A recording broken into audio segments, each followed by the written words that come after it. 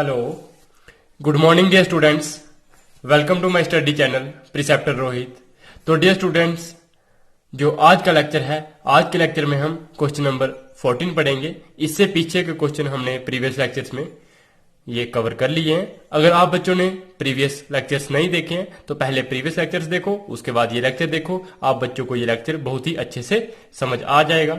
तो dear students, अगर आपको ये मेरे लेक्चर्स पसंद आते हैं तो प्लीज लाइक करना बिल्कुल भी ना भूलें, और अगर आप इस चैनल पे नए हो तो प्लीज सब्सक्राइब बटन क्लिक करें और बेल आइकन पे क्लिक करें, ताकि आपको जब भी मेरी न्यू वीडियो अपलोड हो तो नोटिफिकेशन सबसे पहले मिल जाए।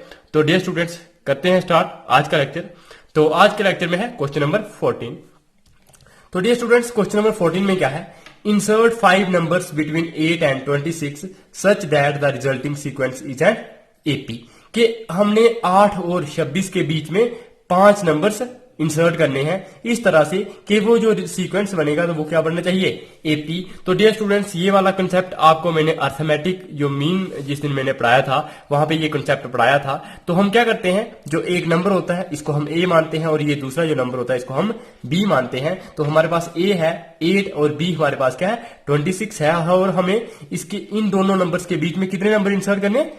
5 नंबर करने हैं। कितने? 5 नंबर। अगर हमें 5 नंबर इंसर्ट करने हैं तो उनको हमने लेट कर लिया है, वो A1 है, A2 है, A3, A4 और A5। इस तरह से हम इनको सपोज करते हैं। तो इसका मतलब ये इस तरह से हमने नंबर इंसर्ट करने हैं A और B के बीच में, कि ताकि A1, A2, A3, A4, A5, B ये क्या बनना चाहिए? एक एपी बनना चाहिए। तो डियर स्टूडेंट्स, अगर ये एपी है तो आप बच्चों को पता है कि जो एपी होता है, एपी में कॉमन डिफरेंस क्या होता है? सेम होता है। और जो एपी की लास्ट टर्म होती है, या उसको हम जनरल टर्म जो बोलते हैं एन, तो उसका फॉर्मूला होता है a plus N minus 1 into d. तो डियर स्टूडेंट्स, यहां पे आप जब देखोगे तो फर्स्ट टर्म यहां पे क्या है? ए है, और वो कितनी है? 8। तो इट मीन्स यहाँ पे फर्स्ट टर्म क्या आएगी? 8 आएगी। और यहाँ पे लास्ट टर्म क्या है? 26। तो लास्ट टर्म यहाँ पे क्या है? बी, और बी है हमारे पास 26। तो डियर स्टूडेंट्स, अब आप बच्चे बता सकते हो कि यहाँ पे टोटल कितनी टर्म्स हो रही है इस एपी में। तो देखो, ये 5 हमने इसमें इंसर्ट करनी है, और ये शेमी हो गई, और ये 7। तो इसका मतलब ये टोटल कितनी टर्म्स हो रही है? 7 टर्म्स हो रही हैं। मतलब 2 नंबर्स हैं, 2 नंबर्स के बीच में 5 और ऐड करने हैं, तो वो कितने हो जाएंगे? 7 टर्म में हो जाएंगी। तो 7 टर्म में हो जाएंगी, तो इसका मतलब एन की वैल्यू हमारे पास 7 होगी। तो वही हमने लिखा है। अब लास्ट टर्म 26, उसका फार्मूला आप बच्चों को आता है, वो किसके बराबर होता है? एन का formula a plus N minus 1 into D. और यहां पे लास्ट टर्म क्या थी? 26, मतलब बी। तो वही हमने यहां पे लिखा है। और ए की वैल्यू हमने पुट करी है, वो है 8, प्लस एन की वैल्यू हमारे पास 7 थी, 7 माइनस 1 इंटू डी। तो 7 में से 1 निकालेंगे 6 डी हो जाएगा। तो 26 में से अब हम क्या करेंगे, ये 8 लेफ्ट हैंड साइड जाएगा, तो 26 में से 8 माइनस करेंगे तो हमारे पास क्या बचेगा? 18। तो हम 6 से उसको डिवाइड करेंगे, तो डी की वैल्यू क्या मिलेगी? 18/6, दैट मीन्स 3। तो ये आप बच्चे फाइंड कर सकते हो। तो इस तरह से हमने डी की वैल्यू फाइंड कर ली। डियर स्टूडेंट्स, जब हमने डी की वैल्यू फाइंड कर ली तो अब हम क्या कर सकते हैं? आप बच्चों को फर्स्ट टर्म मालूम है, इसका मतलब ए भी आपको मालूम है और डी भी आपको। ए आपके पास 8 है और डी आपके पास 3 है। तो इसका मतलब अब आप कोई भी टर्म निकाल सकते हो। तो ये जब आपने दूसरी टर्म निकालनी होती है A2, तो उसका फॉर्मूला क्या होता है? A plus D. तो वही हमने लिखा है A1 का, जो A1 निकालनी होती है तो उसके लिए हमारे फॉर्मूला हो जाएगा A प्लस डी। सिमिलरली जब हमने A2 निकालना होगा तो वो फॉर्मूला क्या हो जाएगा? A plus 2D। तो ये मैंने आप बच्चों को फॉर्मूले बताए थे उस कंसेप्ट वाले लेक्चर में। तो प्लीज अगर आपने वो लेक्चर नहीं देखा है तो प्लीज जाके पहले प्रीवियस लेक्चर्स देख लो, आपको ये क्वेश्चंस बहुत ही अच्छे से समझ आ जाएंगे। तो ये हमारा A1 किसके बराबर हो जाएगा? A plus D. तो A की वैल्यू थी हमारे पास 8, 8 प्लस 3 कितना हो जाएगा? 11। सिमिलरली A2 क्या हो जाएगा? A plus 2D। तो 2 इंटू 3 करेंगे 6, 6 प्लस 8 कितना होता है? 14। तो हमने A2 भी फाइंड कर लिया। सिमिलरली अब हम A3 फाइंड करेंगे, A4 फाइंड करेंगे। A3 का formula A plus 3D, A4 का फॉर्मूला A प्लस 4D, उनकी वैल्यू आप फाइंड कर सकते हो। सिमिलरली A5 फाइंड करेंगे। तो ये हमारे नंबर क्या आ गए?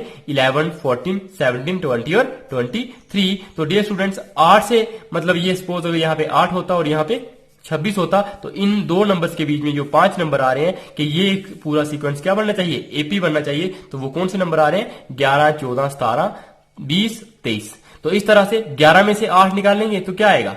3, सिमिलरली 14 में से 11 निकालेंगे 3, 17 में से 14 निकालेंगे 3, और 20 में से 17 निकालेंगे तो 3, और 23 में से 20 निकालेंगे 3, 26 में से 23 निकालेंगे तो तब भी कितना आएगा, 3 आएगा। मतलब कॉमन डिफरेंस क्या आ रहा है, सेम है। तो इट मीन्स ये जो सीक्वेंस बन रहा है ये क्या बन रहा है, एपी बन रहा है। तो इस तरह से हमने ये 5 नंबर क्या कर दिए, इंसर्ट कर लिए 8 और 26 के बीच में। तो अब हम करेंगे क्वेश्चन नंबर 15। तो डियर स्टूडेंट्स क्वेश्चन नंबर 15 में क्या है, if an plus bn upon an minus 1 plus bn minus 1 is the am arithmetic mean, am का मतलब होता है arithmetic mean between a and b, then find the values of n। अगर ये हमारे पास am क्या है, an plus B N upon A N minus 1 plus B N minus 1, ये किसके बीच में है अर्थमेटिक मीन, दो नंबर्स जो a और b के बीच में, उनका अर्थमेटिक मीन ये है। तो हम n की वैल्यू हमें फाइंड करनी है। तो डियर स्टूडेंट्स आप बच्चों को मैंने अर्थमेटिक मीन का फॉर्मूला बताया था। तो आप बच्चों को अर्थमेटिक, अगर हमें 1 और 6 का अर्थमेटिक मीन निकालना हो तो वो क्या आता है, 1 प्लस 6 अपॉन 2। तो इस तरह से करते थे। तो हमें यहाँ पे अर्थमेटिक मीन किसका दिया, a और b का, तो उसका अर्थमेटिक मीन का फॉर्मूला हो जाता है a प्लस बी अपॉन 2। तो वही हमने यहाँ पे लिखा होगा, तो वो फॉर्मूला है a प्लस बी अपॉन 2, ये हमने लिखा है। और ये हमें किसके बराबर दिया यहाँ पे, a n plus B N upon a n minus 1 plus B N minus 1, क्योंकि ये हमें अर्थमेटिक मीन दिया है। तो इट मीन्स ये फॉर्मूले से ये वाला फॉर्मूला है और ये क्या होना चाहिए, दोनों बराबर, क्योंकि ये भी अर्थमेटिक मीन दिया है और ये अर्थमेटिक मीन का फॉर्मूला है। तो डियर स्टूडेंट्स अब हम क्या करेंगे, इनको मल्टीप्लाई करेंगे, इसकी और इसकी मल्टीप्लाई हो जाएगी और यहाँ पे मल्टीप्लाई हो जाएगी। तो a plus B into A N minus 1 plus B N minus 1, तो हमने बिल्कुल सेम वैसे लिख लिया है। अब 2 से हम इस तरफ मल्टीप्लाई करेंगे तो क्या बनेगा, 2an प्लस 2bn, तो वही हमने लिखा होगा 2 into A N plus B N, या फिर 2an प्लस 2bn। तो डियर स्टूडेंट्स जब हमने यहाँ पे मल्टीप्लाई करी तो a से हम इस इन टर्म्स को मल्टीप्लाई करेंगे, फिर हम b से इन टर्म्स को मल्टीप्लाई करेंगे। तो जब हम a से मल्टीप्लाई करेंगे तो क्या आएगा, a into A N minus 1, तो हमने इस तरह से लिखा है a into B N minus 1, तो वो लिखा है। फिर b into A N minus 1, तो वो हमने यहाँ पे लिखा है b into B N minus 1, तो वो हमने यहाँ पे लिखा है। और ये हमने राइट हैंड साइड निकाला, तो ये मैंने आप बच्चों को बता दिया। तो डियर स्टूडेंट्स अब क्या है हमारे पास, देखो ये आप बच्चे इस तरह इसको फाइंड कर सकते हो, a की power n minus 1 a n के बराबर आएगा, क्या आ सकता है। तो डियर स्टूडेंट्स आप बच्चों को ये फॉर्मूला आता होगा, अगर a की पावर 1 है और a की पावर 2 है तो वो किसके बराबर आती है, a की पावर 1 प्लस 2 आती है, क्योंकि a की पावर m प्लस a की पावर m मल्टीप्लाई a की पावर n किसके बराबर होता है, a की पावर m प्लस n, इसको हम बोलते हैं लॉ ऑफ एक्सपोनेंट्स। और ये आप छोटी क्लासेस में पढ़ते हो, जैसे 9th में हो गया या फिर 8th में हो गया, तो ये चीज यहाँ पे आप पढ़ते हो। तो a की पावर m डॉट a की पावर n किसके बराबर होता है, a की पावर m प्लस 1। तो डियर स्टूडेंट यहाँ पे a की पावर क्या थी, 1 थी, और यहाँ पे a की पावर क्या है, n माइनस 1। तो 1 प्लस n माइनस 1 करोगे तो क्या आएगा, 1 और ये 1 कैंसिल हो जाएगा, तो पीछे क्या बचेगा, a की पावर n। सिमिलरली यहाँ पे है हमारे पास a b की पावर n माइनस 1, यहाँ पे है b a की पावर n माइनस 1, और यहाँ पे देखोगे तो b की पावर यहाँ पे क्या है, 1 है, और b की पावर n माइनस 1 है, तो 1 प्लस n माइनस 1, तो 1 और 1 क्या हो जाएगा, कैंसिल, तो b की पावर हमारे पास क्या बचेगी, n। तो ये मैंने आपको यहाँ पे लॉ ऑफ एक्सपोनेंट्स बताया, तो ये हमने यहाँ पे लगा दिया। अब डियर स्टूडेंट्स ये है an और यहाँ पे क्या है 2an, तो हम क्या करेंगे 2an में से माइनस an कर देंगे। सिमिलरली 2bn में से हम एक bn माइनस कर देंगे, और बाकी हमारा लेफ्ट हैंड साइड में ये चीज बच जाएगी। तो हम करते हैं नेक्स्ट।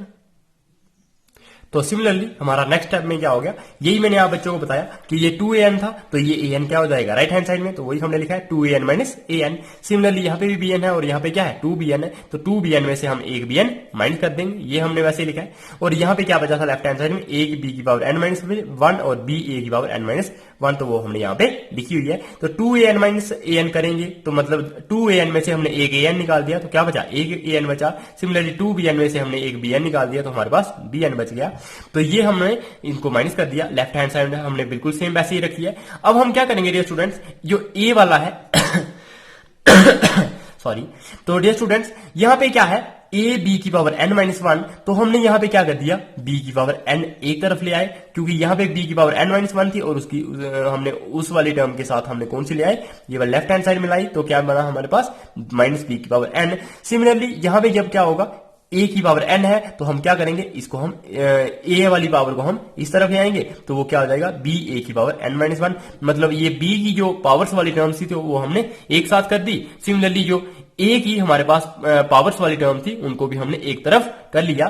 तो हमें क्या मिला डियर स्टूडेंट्स, अब देखो आप बच्चे ये समझ सकते हो कि अगर हम यहां से b की पावर n माइनस 1 कॉमन निकालेंगे तो यहाँ पे क्या बचेगा, ए बचेगा। और यहां से निकाल सकते हैं क्या, बी की पावर n माइनस वन। तो डियर स्टूडेंट्स बी की पावर n माइनस वन हम कॉमन निकाल सकते हैं, क्योंकि n minus one plus one that means b की power n minus one into B की पावर वन। तो इसको हम किसके बराबर बोलते हैं, बी की पावर n। तो ये हमारा b की पावर n। तो जो b की पावर n है वो किसके बराबर है, b की power n minus one into B की पावर वन। इट मीन्स जो b की पावर n माइनस वन हमने जब कॉमन निकाल दिया तो पीछे क्या बचा, b बचा। तो वही हमने यहाँ पे b लिख लिया है। सिमिलरली हम इस वाली जो राइट हैंड साइड है यहां से भी ये an है, तो an में से जब हम a की पावर n माइनस वन निकालेंगे तो पीछे क्या बचेगा, a बचेगा। जैसे हमने bn में से bn माइनस वन निकाला तो b बचा, तो सिमिलरली यहाँ पे क्या बचेगा, a बचेगा। और यहां से भी हमने an माइनस वन कॉमन निकाला है तो यहाँ पे क्या बचा, b बचा। तो यहाँ पे a माइनस बी आ गया और यहाँ पे भी a माइनस बी आ गया। ये और ये दोनों क्या हो जाएंगे, कैंसिल। तो हमारे पास b की पावर n माइनस वन वो किसके बराबर आ जाएगा, a की पावर n माइनस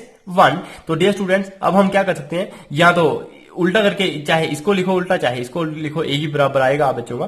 तो देखो हमने ये लिख लिया a की पावर n माइनस वन और इसको हमने डिनोमिनेटर में लिख लिया, तो हमारे पास यहाँ पे क्या बचेगा, वन बचेगा। इट मीन्स a की power n minus one upon b की पावर n माइनस वन वो किसके बराबर आ जाएगा, वन के बराबर आ जाएगा। तो डियर स्टूडेंट्स इसकी पावर भी सेम है, तो आप बच्चों को ये आता है a की पावर अपॉन b की पावर m किसके बराबर होता है, a अपॉन b की पावर m, कि मतलब a अपॉन b की होल पावर m। तो इसी को हम यहाँ पे डिस्ट्रीब्यूट करते थे और यहाँ पे डिस्ट्रीब्यूट करते हैं, तो हमने ये जब डिस्ट्रीब्यूट है तो इसको हम जनरल में एक बार भी लिख सकते हैं। तो ये हमने क्या लिख लिया, a अपॉन b की power whole power n minus one. अब डियर स्टूडेंट्स बताओ मेरे को, ये जो वन है तो यहाँ पे भी हमने a अपॉन b लाना था, तो किसकी पावर करेंगे, मतलब आप बच्चों को पता है जब भी हम ये वन होता है तो अगर हमारे पास a की पावर जीरो हो तो वो किसके बराबर होता है, वन के बराबर होता है। आप बच्चों ने ये छोटी क्लास में पढ़ा होगा, anything raise to power zero is equal to one. It means ये वन इसको हम किसके बराबर लिख सकते हैं, किसी भी चीज की पावर जीरो। तो हमने किसी भी चीज की जगह पे हमने क्या लिख लिया, ए बी की जगह पे हमने यहाँ पे इसको कंपेयर करने के लिए ये भी हमने क्या लिख लिया,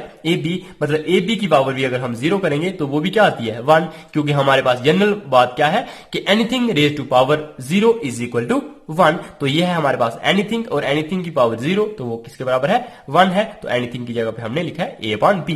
तो अब देखो ये दोनों क्या है, सेम है, तो इट मींस इनकी पावर्स क्या होनी चाहिए, सेम होनी चाहिए। ये आप बच्चों को आता होगा। तो ये हमारे पास क्या हो जाएगा, n माइनस वन किसके बराबर होना चाहिए, जीरो के बराबर। तो it means n minus one is equal to zero, और n की वैल्यू क्या आ जाएगी, माइनस वन इस तरफ आएगा, तो n की वैल्यू हमारे पास क्या मिल गई, one. Therefore the value of n is equal to one, और हमें यही फाइंड करना था n की वैल्यू। तो इस तरह से हमने n की वैल्यू फाइंड कर दी। तो हम करते हैं अपना नेक्स्ट क्वेश्चन। तो डियर स्टूडेंट्स क्वेश्चन नंबर 16 हमारा क्या है, between 1 and 31 m numbers have been inserted in such a way that the resulting sequence is an AP। देखो हमने वहां पे 8 और 26 के बीच में 5 नंबर्स इंसर्ट किए थे, लेकिन यहां पे बोल रहा है कि 1 और 31 के बीच में हमने कितने नंबर इंसर्ट किए, m नंबर इंसर्ट किए, और जो हमारे पास रिजल्टिंग सीक्वेंस आया तो वो क्या बना, AP बना। And the ratio of the 7th and m minus 1th terms 1th numbers is 5:9, कि जो 7th टर्म है और m माइनस 1th नंबर जो हमने इन दोनों के बीच में इंसर्ट किया है, मतलब जो 7th नंबर इन दोनों नंबर्स के बीच में इंसर्ट किया है और जो m माइनस 1th नंबर हमने इन दोनों नंबर्स के बीच में इंसर्ट किया है, उनकी रेशियो क्या है हमारे पास, 5:9। तो हम क्या करेंगे, m की वैल्यू फाइंड करेंगे। तो डियर स्टूडेंट्स सबसे पहले हमने देखा कि ये दो नंबर्स कौन से हैं, 1 और 31। इट मींस जो पहला नंबर होगा वो क्या होगा, a इज इक्वल टू 1, और जो लास्ट टर्म होगी वो क्या होगी, 31। तो हमने बीच में कितने नंबर इंसर्ट करने हैं, m तक करने हैं। तो हमने मान लिया a1 a2 a3 so on to am। तो इस तरह से हमने कितने नंबर इंसर्ट कर दिए, m तक नंबर इंसर्ट कर दिए। अब हमें ये m नहीं पता था तो हमने इसको जनरल में लिख लिया a1 a2 a3 so on to am। तो अब डियर स्टूडेंट्स जो रिजल्टिंग सीक्वेंस बनेगा तो यहाँ पे क्या होगा, a होगा और यहाँ पे क्या हो जाएगा, b, क्योंकि ये a है ये b है, इन दोनों नंबर्स के बीच में ये वाले नंबर्स आएंगे। तो अब हमारे पास टर्में कितनी हो जाएंगी, अगर ये यहाँ तक टर्म थी मतलब 1 से लेके m तक, तो m के साथ और क्या है, एक और भी, ये भी ऐड हो रही है और ये भी हो रही है। तो इट मीन्स m प्लस 1 मतलब एक टर्म ये है और एक टर्म ये है, तो टोटल टर्म्स कितनी होगी, m प्लस 2। तो इट मीन्स जो एंड होगा हमारा वो किसके बराबर हो जाएगा, m प्लस 2 के बराबर हो जाएगा। तो ये आप बच्चों को समझ आ गया होगा क्यों, क्योंकि हमने ये बीच में m नंबर्स लिए हैं, m के साथ एक नंबर ये है और एक नंबर ये है, तो कितने हो गए, m प्लस 2 नंबर्स। तो हमारे नंबर ऑफ टर्म्स कितनी हो जाएंगी, m प्लस 2। तो अब डियर स्टूडेंट्स आप बच्चों को लास्ट टर्म का फॉर्मूला आता है। तो लास्ट टर्म यहाँ पे क्या है, b है, और लास्ट टर्म का फॉर्मूला आता है a plus n minus 1 into D, और n की जगह पे हमने यहाँ पे क्या लिख लिया, m प्लस 2, ये लिखा है m प्लस 2, n की वैल्यू पुट की है। तो अब हमें a प्लस n था तो उसकी जगह m+2 लिखा है। इसको सॉल्व करेंगे, क्या आएगा m+2 - 1, तो 2 में से 1 निकालेंगे तो 1 m+1 इंटू डी। तो इट मीन्स जो 31 है वो हमारा किसके बराबर आ गया, a + m+1 इंटू डी। तो डियर स्टूडेंट्स अब हम यहां से क्या निकालते हैं, आप बच्चों को पता है डी निकालते हैं। तो जब हमने डी निकालना होगा, आप बच्चों को यह भी पता है कि a की वैल्यू हमारे पास क्या है, 1 है, क्योंकि हमने यहां पे लिखा हुआ है फर्स्ट टर्म क्या है, 1 है। तो इट मीन्स हमने a की वैल्यू यहां पे 1 पुट कर ली। 1 + m+1 इंटू डी, तो ये क्या हो जाएगा, 31 में से ये 1 इस तरफ आएगा, तो 31 में से 1 निकालेंगे 30, तो वही लिखा है। और m+1 यहाँ पे d के साथ क्या हो रहा है, मल्टीप्लाई, तो इस तरफ क्या हो जाएगा, डिवाइड। तो इट मीन्स d = 30/m+1 आ जाएगा। तो ये हमने d इस तरह से फाइंड कर लिया। तो अब डियर स्टूडेंट्स हमने d फाइंड कर लिया। जब हमने d फाइंड कर लिया तो अब हम क्या निकालेंगे, 7th टर्म निकालेंगे, मतलब a7 निकालेंगे। क्यों, क्योंकि हमें बोला है कि इन दो नंबर्स हैं जो इनके बीच की 7th टर्म, तो इनके बीच की 7th टर्म कौन सी है, इनके बीच में ये वाली टर्म है, तो ये पहली है, ये दूसरी है, ये तीसरी है। सिमिलरली सातवीं कौन सी आ जाएगी, a7 आ जाएगी। और हमारी कौन सी रेशो है, m-1, तो इसका मतलब वो कौन सी टर्म आ जाएगी, a-m-1, तो उनकी रेशो हमें क्या दी है, 5:1:9। तो अब हमने निकालना है a7 और हमने ये वाला निकालना है। तो आप बच्चों को पता है जो a7 होगा तो उसका फॉर्मूला क्या हो जाएगा, a+7d, क्योंकि हमने पीछे फॉर्मूले पढ़े तो जो हमारे पास a7 होगा तो एक्चुअल में 8th टर्म होगी, लेकिन a7 उसका फॉर्मूला क्या हो जाएगा, a+7d, क्योंकि 8th टर्म का फॉर्मूला होता है a+7d। तो ये हमारे पास a7 हो जाएगा। और am-1 हमारे पास किसके बराबर हो जाएगा, a+m-1 इंटू डी। तो ये हम इस तरह से आगे लिखेंगे। तो देखते हैं कैसे लिखा है। तो डियर स्टूडेंट्स आगे हमारा क्या हो जाएगा, अब हमने जैसे a1 निकाल सकते थे, a+d होता है, सिमिलरली a6 भी निकाल सकते हैं। मतलब ये आप बच्चों को ये निकालने की जरूरत नहीं है, ये मैंने ऐसे एज अ फॉर्मूला बताया कि a+d हम a1 के लिए लिखते हैं, a6 हम a+6d के लिए लिखते हैं। ये आप चाहे लिखो चाहे ना लिखो, आपको टर्म कौन सी जरूरत है, a7 की जरूरत है और am-1 की जरूरत है। तो a7 क्या हो जाएगा, a+7d। तो a की वैल्यू 1 है, +7 इंटू डी की वैल्यू हमने निकाल ली है, वो कितनी है, 31m+1, तो वही हमने लिख लिया। सिमिलरली am-1 जो मतलब m-1th टर्म, तो वो किसके बराबर है हमारे पास, a+m-1 इंटू डी। तो a की वैल्यू हमारे पास क्या है, 1 है, यहां पे हम 1 लिख सकते हैं। तो 1 + m-1 इंटू डी क्या है, 30/m+1। तो ये हमारा इस तरह से हो गया। तो अब हम क्या करेंगे, इन दोनों की रेशो हमें किसके बराबर दी है, 5:9। तो इसका मतलब a7/am-1 किसके बराबर होगा, 5.9, जो आप बच्चों को मैंने पहले बताया। तो डियर स्टूडेंट्स क्या हो जाएगा अब हमारे पास, ये है हमारे पास a7। तो a7 क्या थी, 1 + 30 इंटू 7 करेंगे 210/m+1, तो वही हमने लिखा हुआ है। सिमिलरली am+m-1 किसके बराबर है, 1 + m-1 इंटू 30/m+1, तो वही हमने यहाँ पे लिखा हुआ है। तो अब हम क्या करेंगे, इनको सॉल्व करेंगे। तो इसका डिनोमिनेटर क्या होगा, 1, इसकी और इसकी मल्टीप्लाई हो जाएगी, इसकी और इसकी, और फिर इन दोनों की मल्टीप्लाई हो जाएगी। तो क्या मिलेगा, m+1 + 210/m+1 इंटू 1, तो वही होता है m+1। तो सिमिलरली डिनोमिनेटर है, इसमें कैसे मल्टीप्लाई हो जाएगी, तो ये 1 का डिनोमिनेटर यहाँ पे क्या है, कुछ भी नहीं है, तो इसकी और इसकी मल्टीप्लाई हो जाएगी, तो क्या बनेगा, m+1। सिमिलरली +m-1 इंटू 30, तो वो क्या आ जाएगा, 30m-30, तो वही हमने लिखा है। और डिनोमिनेटर में इसकी और इसकी मल्टीप्लाई होगी, तो वो क्या मिलेगा, m+1। अब ये m+1 और ये m+1 दोनों क्या है, डिनोमिनेटर में है, तो ये क्या हो सकते हैं, कैंसिल हो सकते हैं। ये न्यूमिनेटर का डिनोमिनेटर है और ये डिनोमिनेटर का ही डिनोमिनेटर है, तो यहाँ पे हम देखते हैं, तो ये दोनों क्या हो जाएंगे, कैंसिल। तो अब हमारा न्यूमिनेटर डिनोमिनेटर क्या हो जाएगा, m + 210 और ये कितना होता है, 211। और सिमिलरली यहाँ पे क्या हो जाएगा, m+1 + ये 30m-30, तो उसको जब हम सॉल्व करेंगे तो m + 30m कितना होता है, 31m, और 1 - 30 कितना होता है, तो वो हमारे पास हो जाएगा -29। तो उसी तरह से हमने लिखा है m + 211/31m-29, तो वो किसके बराबर है हमारे पास, राइट हैंड साइड में था 5.9, तो वही हमने यहाँ पे लिखा हुआ है। अब हम क्या करेंगे, इन दोनों को मल्टीप्लाई करेंगे, इसकी यहाँ पे मल्टीप्लाई हो जाएगी, इसकी यहाँ पे हो जाएगी, तो ये क्या बन जाएगा, 9m - 2 + 9 इंटू 211, तो वो हमारा क्या आ जाएगा, 9m + 1899। अब हम 5 से इसकी मल्टीप्लाई करेंगे, तो क्या आएगा, 5 इंटू 31m, तो कितना होता है हमारे पास, 150m, और 5 इंटू 29 करेंगे तो हमारे पास क्या आएगा, -145। तो डियर स्टूडेंट्स अब ये है 150m, ये है 9m, तो 9m क्या हो जाएगा, इस तरफ आएगा, तो ये 155 में से 9 निकाला तो हमें मिलेगा 146m। सिमिलरली ये पॉजिटिव है, ये इस तरफ आएगा, तो ये क्या हो जाएगा, यहाँ पे पॉजिटिव था, ये नेगेटिव था, तो ये इस तरफ आएगा, तो ये क्या हो जाएगा, पॉजिटिव। तो ये दोनों क्या हो जाएंगे, प्लस, तो इन दोनों को प्लस किया तो वो हमें मिला 2044। तो m की वैल्यू क्या हो जाएगी, ये 146 मल्टीप्लाई मल्टीप्लाई हो रहा है, यहाँ पे डिवाइड हो जाएगा। तो इस तरह से m की वैल्यू हमारे पास क्या हो गई 14। तो इस तरह से हमने m की वैल्यू फाइंड कर ली। तो डियर स्टूडेंट्स, अगर ये लेक्चर मेरा आप बच्चों को पसंद आ रहा है, अच्छे से समझ आ रहा है, तो प्लीज लाइक करना बिल्कुल भी ना भूलें। और इसको अभी हम आगे पढ़ेंगे, तो बात टिल द एंड। जब भी आप कोई भी लेक्चर देखते हो तो प्लीज आप लेक्चर को एंड तक देखा करो, ताकि आप बच्चों को कोई भी क्वेश्चन किसी भी तरह से किसी भी पॉइंट में कोई भी डाउट ना रहे। अगर आप बच्चों को कोई डाउट रहता भी है तो फिर भी आप मुझे कमेंट सेक्शन में पूछ सकते हैं। और आपको अगर व्हाट्सएप नंबर चाहिए तो वो मेरा नंबर है 8803072022। मैंने यहाँ पे जो मैथ्स के स्टूडेंट हैं इनका व्हाट्सएप ग्रुप भी बनाया हुआ है, और वहां पे आप बच्चे मुझे डाउट पूछ सकते हैं। तो आप मुझे इस नंबर से कांटेक्ट कर सकते हैं, और मैं आप बच्चों को जो मैथ्स का डाउट सेशन के लिए जो ग्रुप बनाया हुआ है मैंने व्हाट्सएप, उसमें आप बच्चों को ऐड कर दिया जाएगा। अगर आप क्लास 12th में ही पढ़ रहे या 11th में हो गए या फिर 12th में होंगे, तो हम आप बच्चों को उस ग्रुप में ऐड कर देंगे, और आप बच्चे वहां से डाउट अपने क्लियर कर सकते हैं।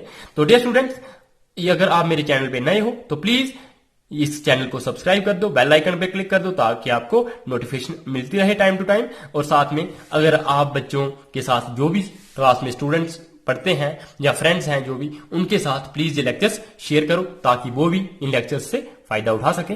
तो करते हैं हम अपना नेक्स्ट क्वेश्चन। तो डियर स्टूडेंट्स, क्वेश्चन नंबर 17 जो है ये बहुत ही सिंपल क्वेश्चन है। तो देखो इसमें क्या है, a man starts repaying a loan as a first instalment of Rs 100 if he increases the instalment by Rs 5 every month, but amount he will pay in the 30th instalment.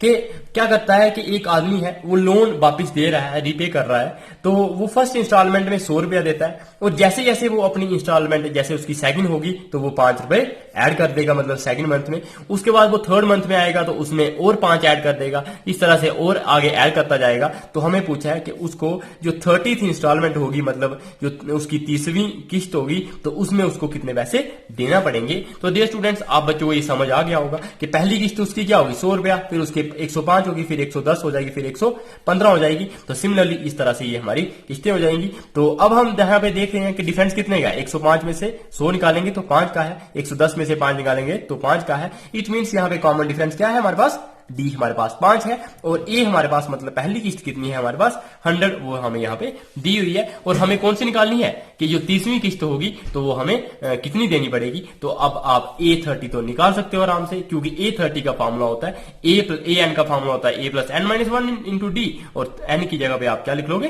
30 लिख लोगे। तो A30 आपका किसके बराबर आ जाएगा, A plus 30 minus 1 into D, और A क्या है 100, और 30 माइनस 1 होता है 29 इंटू 5 करेंगे तो वो हमें मिलता है 145। तो 100 प्लस 145 हो जाता है 245। तो A30 हमारे पास किसके बराबर आ जाएगा 245। इट मीन्स जब उस आदमी ने 30वीं किस्त देनी है, मतलब 30th इंस्टॉलमेंट देनी है, तो उसको कितने पैसे देने पड़ेंगे 245। तो ये इतना सा सिंपल सा क्वेश्चन था। ये आई होप कि 10th वाले बच्चों को भी अच्छे से समझ आ जाता है, क्योंकि 10th वाले जो क्लास है तो वहां पे तो इसी तरह के फॉर्मूले मोस्टली जो AN का फॉर्मूला SN का फॉर्मूला वहां पे यूज होता है। तो इस तरह से क्वेश्चन वहां पे हमने करे होते हैं हमने अपनी 10th क्लास में। तो डियर स्टूडेंट्स, अब हम करते हैं क्वेश्चन नंबर 18। तो क्वेश्चन नंबर 18 में क्या है, the difference between any two consecutive interior angles of a polygon is 5 degree if the smallest angle is 120 degree, find the number of sides of the polygon.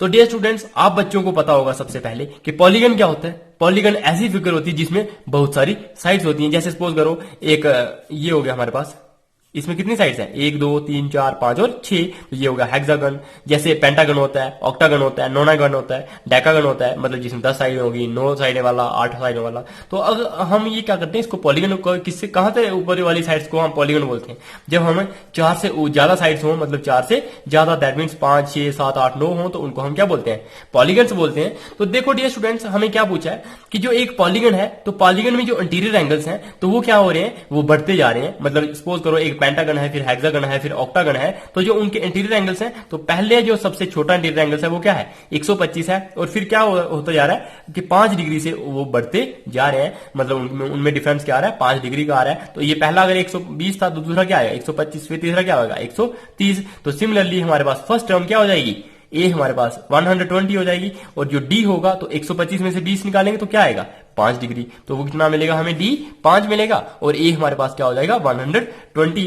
तो हमने क्या निकालना है, find the number of polygons of number of sides of the polygon के जो polygon है तो polygon की साइड्स हमने निकालनी है। तो डियर स्टूडेंट्स हमने ये लिखा है स्मॉलेस्ट एंगल 120 डिग्री, कॉन्स्टिक्यूटिव एंगल्स में डिफरेंस 5 डिग्री है, तो इसलिए डी हमारे पास 5 डिग्री आ गया, और ए हमारे पास 120 है। और सबसे पहले हम क्या करेंगे, एन फाइंड करेंगे। तो एन जब हम फाइंड करेंगे, आप बच्चों को ये पता होता है कि sum of all angles of a polygon with n sides. देखो एक ऐसा पॉलीगन जिसमें एन साइड्स हैं तो उसकी सारे एंगल्स का सम किसके बराबर होता है 180 इंटू एन माइनस 2। तो आप बच्चे डियर स्टूडेंट्स मुझे कमेंट सेक्शन में ये बताओगे कि अगर आपके पास हेक्सागन है मतलब जिसमें 6 साइडें हैं तो उनका सम किसके बराबर होगा। यहां पे एन की जगह पे आप क्या पुट करोगे 6 पुट करोगे। आप 7 का बताओगे, मुझे 8 का बताओगे, 9 का बताओगे और 10 का। मतलब ऐसी फिगर्स जिनकी साइड्स कितनी है 6 है, 7 है, 8 है, 9 है, 10 है, और उनके जो सम ऑफ सारे एंगल्स का सम क्या होगा। तो आप मुझे ये कमेंट सेक्शंस में बताओगे। पहले 6 लिखोगे और 6 के आगे उनका सम लिखोगे, फिर 7 लिखोगे,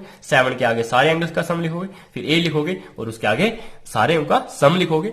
तो डियर स्टूडेंट्स ये आप बच्चों को फॉर्मूला आना चाहिए, वो क्या होता है 180 degree minus into N minus 2। तो देखो ये फॉर्मूला हमारे पास ये है, और साथ में जो सम है सारे एंगल्स का तो वो क्या है ये 180 डिग्री इंटू एन माइनस 2। लेकिन आप बच्चों को एस एन का फॉर्मूला ऐसे भी आता है, वो क्या होता है n/2 into 2a plus N minus 1 into D, और वो फॉर्मूला हमने यहाँ पे लिखा हुआ है। अब सम हमें इस फॉर्मूले से इसके बराबर मिल रहा है और ये वाला फॉर्मूला हमारा इसके बराबर आ रहा है, तो इट मीन्स ये दोनों क्या होंगे इक्वल। अगर ये दोनों इक्वल हैं तो ये 2 क्या हो जाएगा यहाँ पे मल्टीप्लाई हो जाएगा, तो n into 2a plus N minus 1 into D किसके बराबर हो जाएगा 2 इंटू 180 मतलब 360 इंटू एन माइनस 2। अब हम यहां से इसको क्या करेंगे सिंप्लीफाई करेंगे, a की वैल्यू पुट करेंगे और d की वैल्यू पुट करेंगे, और हम यहां से n की वैल्यू फाइंड कर लेंगे। जब हमें n की वैल्यू मिल जाएगी तो हमें पता चल जाएगा कि इस पॉलीगन की साइड्स कितनी। n इंटू ये 2a की वैल्यू पुट कर दी, d की वैल्यू पुट कर दी हमने और इसको सिंप्लीफाई किया। सिमिलरली 180 इंटू 2 करेंगे तो 360 आएगा, 360 इंटू एन करेंगे 360 एन माइनस 360 इंटू 2 करेंगे तो 720, इसको भी हमने सिंप्लीफाई किया। सिमिलरली यहाँ पे 120 इंटू 2 करेंगे 240, 5 इंटू एन करेंगे 5n और 5 इंटू 1 करेंगे तो माइनस 5। तो ये हमने इसको सिंप्लीफाई करना है, ये वैसा ही रखा है हमने। तो n से अब हम ये अंदर मल्टीप्लाई करेंगे तो क्या मिलेगा 240n plus 5n square minus 5n is equal to 360n minus 720। तो ये क्या बन जाएगा 5n स्क्वायर माइनस 360n इस तरफ आ जाएगा, और ये माइनस का 5n पहले से है, 240n वो पहले से है यहाँ पे, और 720 भी लेफ्ट हैंड साइड में आएगा तो 720 प्लस का हो जाएगा, तो ये इज इक्वल टू 0 हो गया। तो हमारे पास क्या बचा 5n स्क्वायर, अब ये है माइनस 125। देखो अब जब हम इन तीनों को सॉल्व करोगे तो क्या मिलेगा minus 125 n plus 720 is equal to 0। तो अब हम 5 यहाँ पे भी है, यहाँ से भी कॉमन निकाल सकते हैं, यहाँ से भी निकाल सकते हैं और यहाँ से भी निकाल सकते हैं, क्योंकि ये सारे तीनों क्या है 5 के मल्टीपल हैं कोफिशिएंट्स। तो हमने ये 5 कॉमन निकाला तो हमें मिला n square minus 25n plus 144। तो डियर स्टूडेंट्स ये 5 यहाँ 0 के साथ डिवाइड होगा तो ये भी क्या बन जाएगा दोबारा से 0 बन जाएगा। तो हमारी वैल्यू क्या आ जाएगी n square minus 25n plus 144 is equal to 0। तो अब हमारे पास ये क्वाड्रेटिक इक्वेशन बन गई, और इस क्वाड्रेटिक इक्वेशन को आप बच्चे सॉल्व कर सकते हैं। तो मल्टीप्लाई करके ऐसे दो नंबर जिनका मल्टीप्लाई करके क्या आना चाहिए 144 और प्लस माइनस करके क्या आना चाहिए माइनस 25। तो वो ऐसे नंबर कौन से 16 और 9। तो माइनस 16 और माइनस 9 जब हम दो नंबर्स लेंगे उनको मल्टीप्लाई करेंगे तो 144 आएगा, और उनको प्लस माइनस करेंगे तो वो किसके बराबर आएगा माइनस 25 n के बराबर आएगा।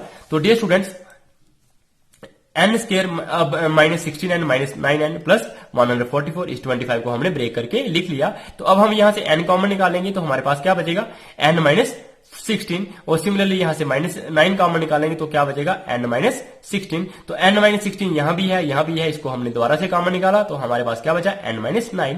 n minus 16 into n minus 9 ये किसके बराबर है 0 है। तो इसका मतलब लेफ्ट हैंड साइड 0 के बराबर कब होगी, या तो ये टर्म 0 होनी चाहिए या फिर ये टर्म 0 होनी चाहिए। आप बच्चों को पता है क्योंकि 1 इंटू 0 किसके बराबर होता है 0 के बराबर, या 0 इंटू 1 किसके बराबर होता है 0। इट मीन या पहली टर्म 0 होनी चाहिए या दूसरी टर्म 0 होनी चाहिए, तभी हमारा ये किसके बराबर आ सकता है 0 के बराबर आ सकता है। तो हमने देखा यहां से अगर ये वाली टर्म 0 है तो यहां से n की वैल्यू 16 आएगी, और अगर ये वाली टर्म 0 है तो यहां से n की वैल्यू क्या आएगी 9। इट मींस n की वैल्यू या तो 16 होगी या फिर n की वैल्यू हमारे पास 9 होगी। तो डियर स्टूडेंट्स, इस तरह से हमने n की वैल्यू फाइंड कर ली। अगर आप बच्चों को ये मेरा लेक्चर पसंद आया तो प्लीज प्लीज प्लीज ये लेक्चर आप एटलीस्ट 10 स्टूडेंट्स के साथ शेयर करो। जो भी बच्चा, जहां का भी बच्चा, चाहे इस शहर का है चाहे कहीं भी आपके रिलेशन में है, जो भी बच्चा 11th क्लास में पढ़ रहा है, वो मैथ पढ़ता है, तो प्लीज उन बच्चों को ये लेक्चर शेयर कर लो। अगर कोई 9th का है, 10th का है, 11th का है, 12th का है मैथ्स का स्टूडेंट, तो प्लीज उन बच्चों को ये चैनल प्लीज शेयर करो ताकि वो बच्चे इस चैनल से पूरा का पूरा फायदा उठा सकें। इस चैनल पे आप बच्चों को अच्छे से अच्छा पढ़ाया जाएगा, सारा का सारा सिलेबस करवाया जाएगा, हर एक पॉइंट आपको अच्छे से समझाया जाएगा। जो बच्चा 9th से इस चैनल से जुड़ जाएगा वो 12th तक इस चैनल से पढ़ता रहेगा। उसके बाद भी अगर वो कॉम्पिटिटिव एग्जाम्स की तैयारी करेगा तो वो बच्चा फिर भी इस चैनल से पढ़ सकता है। तो प्लीज प्लीज प्लीज इस चैनल को शेयर करो बच्चों के साथ। अगर आप भी नए हो चैनल पे, इसको सब्सक्राइब करो, बेल आइकन पे क्लिक करो ताकि आप बच्चों को अच्छे से अच्छा कंटेंट मिलता रहे। अगर आप लाइक करोगे, कमेंट करोगे तो प्लीज ये मेरी मोटिवेशन और बढ़ेगी, तो मैं आपके लिए अच्छे से अच्छा मटेरियल बना के लाऊंगा। तो dear students, bye bye, take care.